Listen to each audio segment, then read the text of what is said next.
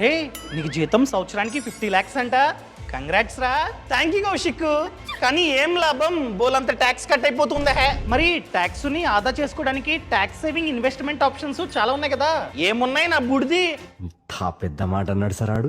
గట్టిగా చెప్పాలంటే section 80C ఉంది. PPF, Sukanya Samriddhi Yojana, ELSS schemes, EPF ఇవన్నీ కలిపి మహా అయితే 1,50,000 నాకైతే ట్యాక్స్ బెనిఫిట్ వస్తుంది. కానీ ఇంకా చాలా డబ్బు నేనైతే ట్యాక్స్ కట్టాలి. నీకు section 80 CCD sub section 1B గురించి తెలీదా?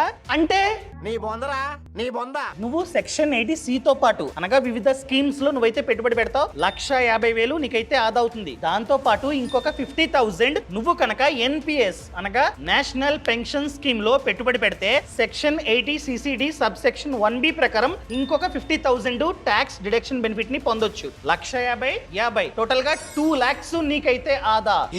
వీడియోని ఇక్కడ మెన్షన్ చేస్తున్నా చూడండి.